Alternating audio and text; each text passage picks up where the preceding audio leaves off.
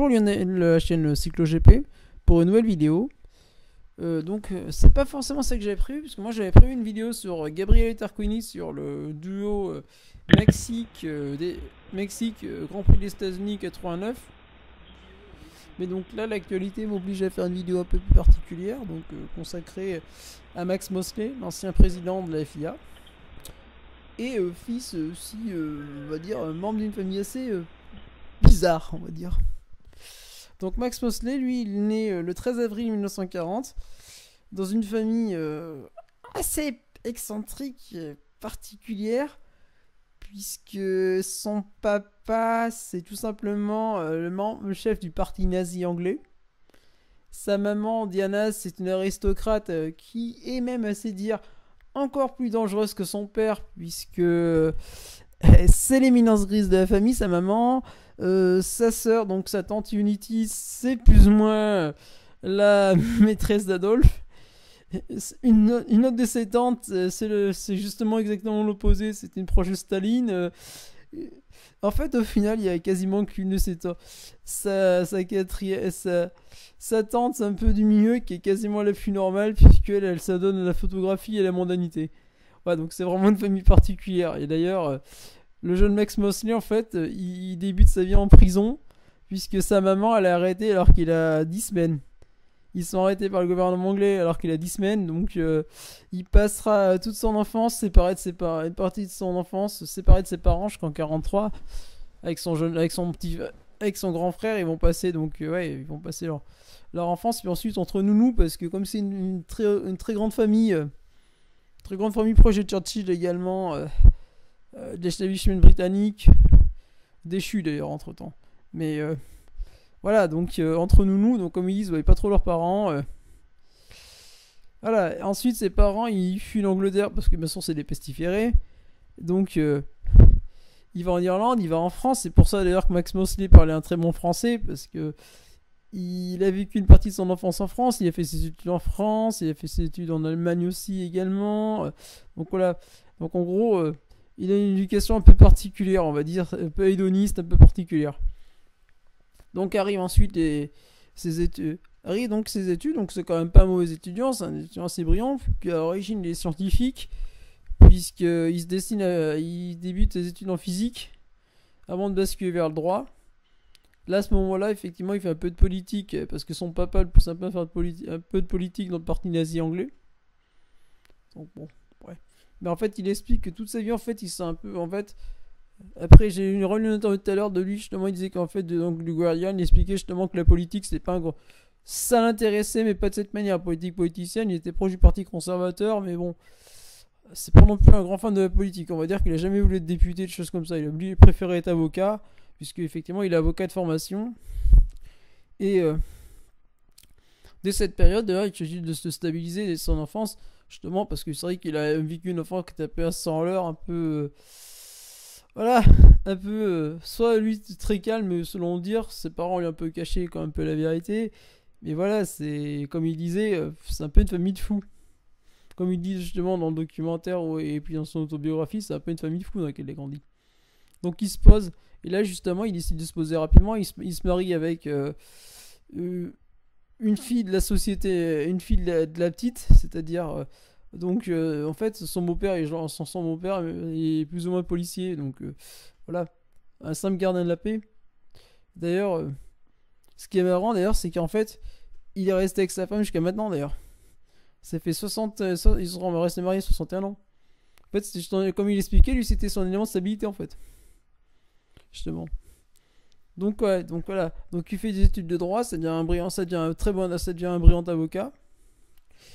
Et là, c'est pareil. Il décide, donc lui, et son peuple. Donc il décide suite à une comment c'est déjà un événement un peu particulier, justement. Il a été voir en 1960 le Grand Prix d'Angleterre. Et donc il décide de se mettre au sport automobile, comme ça, pour aussi échapper un peu à tout ça. Donc c'est un petit pilote. Bon, il gagne quand même 12 victoires, parce que pas si mauvais que ça dans la petite catégorie. Mais il décide de monter en forme. Peu à peu, il monte un peu en Formule 3, donc Formule Junior, Formule 3, Formule 2.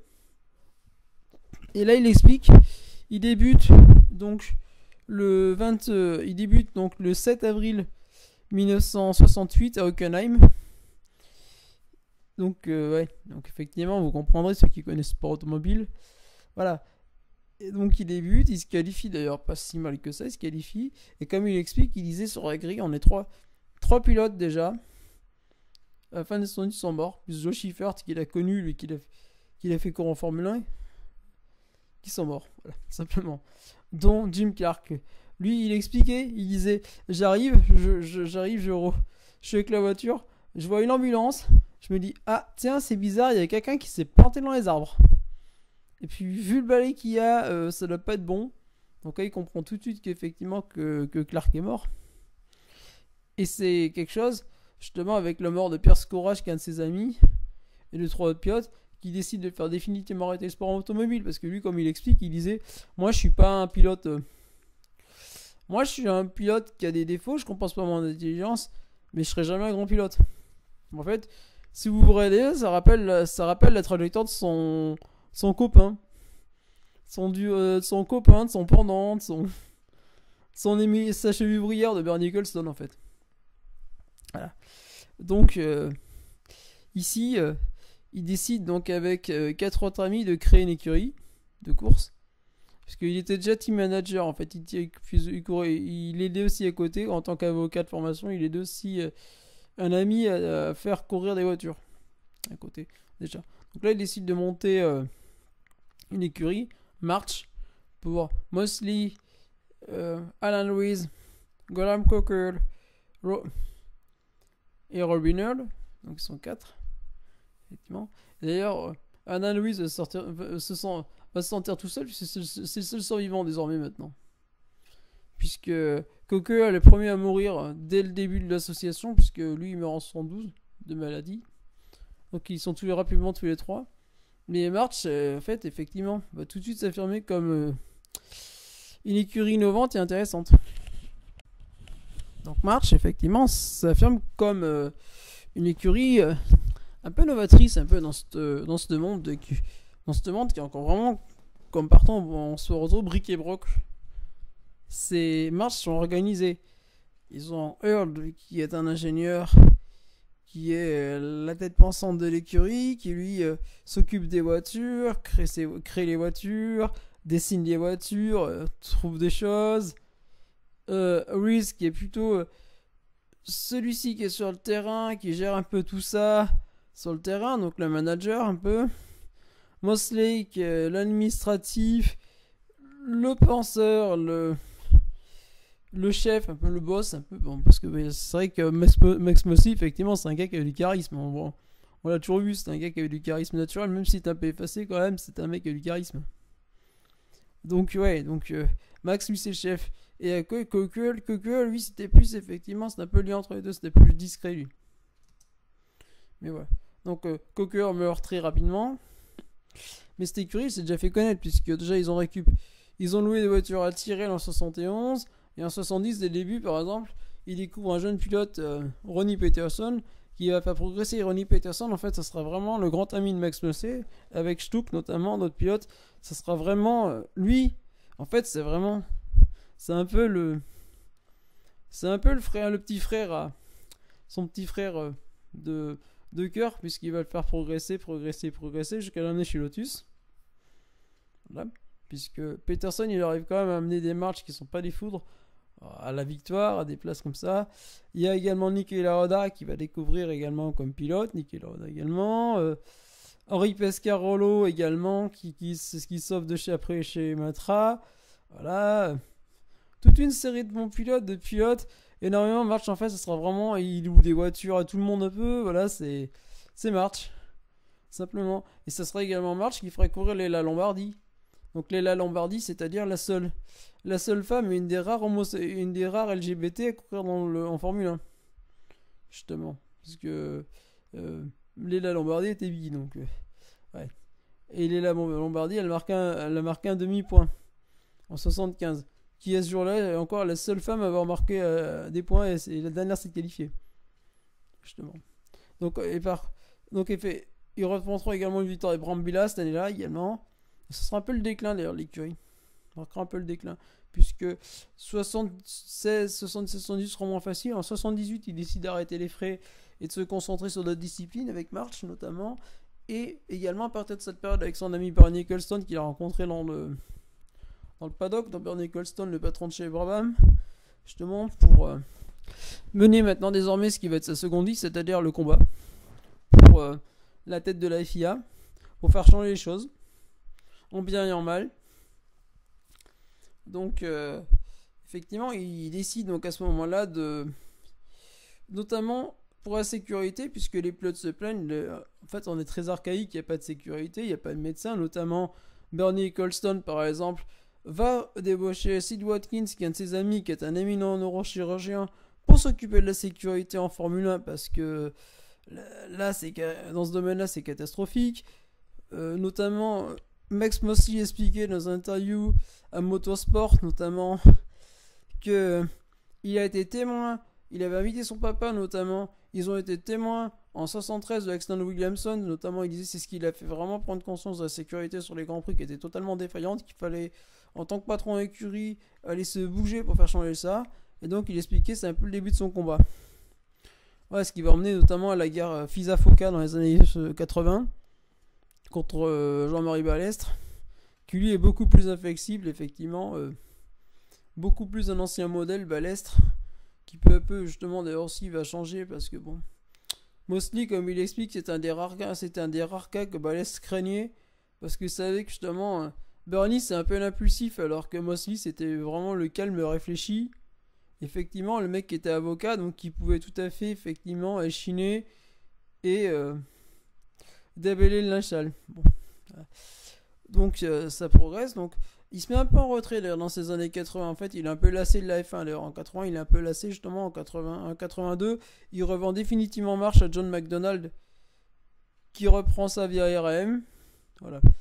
Il se barre un petit peu, il se met un peu en politique. Il se rend compte que la politique, ça lui plaît pas.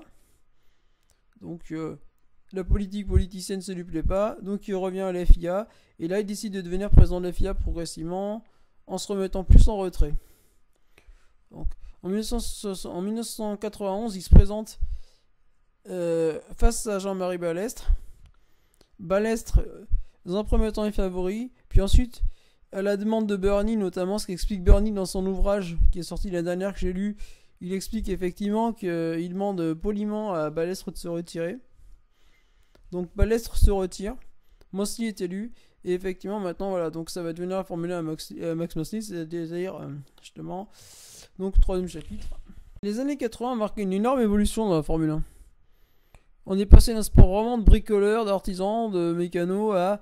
on a des artisans mais c'est un peu plus perfectionné, c'est-à-dire c'est plus vraiment l'amateurisme des années 70, et maintenant c'est des gens qui sont professionnels, notamment d'ailleurs Max Mosley en 89, 90, 89 crée Simtech avec l'aide d'un très jeune ingénieur Nick Wirth justement, qui l'aide. Il développe un projet notamment avec son jeune protégé pour BMW qui viendra plus tard, Andrea Moda et Simtech comme écurie, ça deviendra. Il revend les parts d'ailleurs à Nick Wirth au moment où lui va s'engager sous le nom de Simtech en Formule 1. Désormais, c'est le politicien. C'est Max le politicien. Donc, c'est Max l'éminence grise, mais à la première mesure qu'il prend, c'est l'interdiction des aides électroniques, notamment en 94. Ce qui provoque un tollé d'ailleurs parmi les patrons d'écurie. Puis, au moment de la mort d'Ayrton Senna, dans un premier temps, il y a du flottement. Mais ensuite, au moment de l'accident de Wettlinger, il prend des mesures radicales pour la sécurité. Et effectivement, ça se voit, puisque notamment après les 4 ou 5 très gros accidents qu'on a eu début 94, justement, on a une période où ça commence à vraiment se recalmer. Où on se rend compte effectivement qu'il y a vraiment une prise de conscience au niveau de la sécurité, et que là, effectivement, ça va vraiment être son combat, la sécurité, puisqu'effectivement, pendant 20 ans, on n'aura pas de mort, notamment en Formule 1, on aura des accidents graves, mais on n'aura pas de mort. Des circuits qui s'améliorent, une économie qui n'est pas forcément mieux répartie, puisque les écuries coulent beaucoup plus. Mais justement, voilà, un rôle, des rôles bien répartis, c'est-à-dire Mosley, lui, sera le politique, Bernie, ça sera l'argent, Et au milieu de tout ça, effectivement, on aura quelques autres acteurs, et notamment les grands constructeurs qui seront le moteur, des choses comme ça, à qui on laissera prendre plus de place au sein de la FIA. Au sein de la FIA et au sein de la Formule 1, qui on laissera prendre. Et c'est aussi une période, effectivement, de l'internationalisation de la FIA, puisque la FIA, à cette période, elle va nouer aussi des liens avec des championnats, avec d'autres championnats, avec les championnats américains notamment. Avec les championnats américains notamment, ils ont loué des trucs énormément d'accord avec le championnat américain. Et ouais, voilà. Parce que bon, justement avec par exemple avec tout ce qui avec ce qui était à la fin dans les années 2000 avec le CRT, parce qu'ils étaient vraiment en crise avec eux, avec le NASCAR également, un peu quelques petits accords comme ça de partenariat pour justement promouvoir un peu de leur côté, et de l'autre côté leur foutre la paix, parce que bon, ils étaient en guerre depuis 82 avec les FIA. Donc c'était un peu l'âge de guerre que les États-Unis, justement. Et en contrepartie, on a Indianapolis qui a organisé cette période, justement. Il y a peu de fruits de ça, justement. Voilà, donc on a bon. Mais voilà, donc ensuite, deux premiers mandats qui se passent bien pour Mosley, mais justement il commence à être contesté. Donc il est contesté. Notamment pourquoi? Parce qu'à cette période, on a ces mauvais tramers qui ressurgissent, notamment justement, avec notamment, comme il expliquait un peu, comme il explique aussi, justement, le sadomasochisme, qui est pour lui un peu un défouloir, justement, voilà, donc il se défoule, peut-être pas forcément de la meilleure des manières, et justement, il n'est pas si forcément de manière si intelligente que ça, puisque même si c'est une personne qui est extrêmement intelligente, justement, il est démasqué, et bon, ça lui cause pas mal d'emmerde. D'ailleurs, justement, il expliquait, il disait, c'est un vice chez lui. C'est un vice chez lui, c'est un vice personnel. C'était une manière, justement, à lui d'échapper un peu à tout, d'échapper un peu à sa vie. Comme il expliquait, ça fait très longtemps qu'il pratique, mais bon, quand il était jeune, c'est ce qui, malheureusement, voilà. Il était un peu obligé de prendre des pratiques un peu pour, bon. Comme tout le monde, d'ailleurs, c'est comme pour certains picolos fumés, c'est bon, pour lui, c'était sadomasochisme, bon. Voilà. Alors pourtant c'est un mec qui est très équilibré, comme j'expliquais au début, c'est-à-dire qu'il a gardé 61 ans, même femme, donc mais bon, il disait il a besoin de s'amuser un peu à côté. Voilà. Et autre cas aussi également, comme il expliquait un peu plus tard, son fils qui était comme lui, qui était quelqu'un de brillant, qui était doctorant en économie, quelqu'un de très intelligent, qui était je pense TSA ou quelque chose comme ça, ou potentiel, se suicide par overdose, parce que bon, pauvre gamin souffrait de dépression, donc ouais. Donc voilà. Donc ça le marque un peu. En fait, justement, à la fin de sa vie, ça le marque. Et donc il démissionne de la FIA en 2009 après avoir nommé son successeur Jean Todt, qui est toujours président de la FIA. Et lui, il va prendre la tête d'une association, une fondation qui crée pour la sécurité routière, parce que c'est quelqu'un qui s'est toujours intéressé à la sécurité routière et a justement un combat pour que le déplacement en automobile soit plus sûr et plus accessible à tout le monde. Voilà. Donc il mène ces dernières années, il menait ce travail jusqu'à l'année dernière, effectivement, où malade, ça faisait quelques années qu'il était malade, qu'il avait un cancer. Effectivement, il décide donc de ralentir un peu jusqu'à donc à aujourd'hui. Donc aujourd'hui, donc le jour où j'enregistre cette vidéo, le 24 mai, où donc il meurt à l'âge de 81 ans. Donc voilà, donc c'était Lionel. Pensez à vous abonner, à mettre des pouces bleus, à mettre des petits commentaires. Allez voir ma chaîne, ma première chaîne, donc Cycloverne, la chaîne également, où je suis en train de faire une vidéo sur le Dauphiné, où j'ai fait quelques vidéos dernièrement dessus. Donc voilà. Donc au revoir, bonne soirée.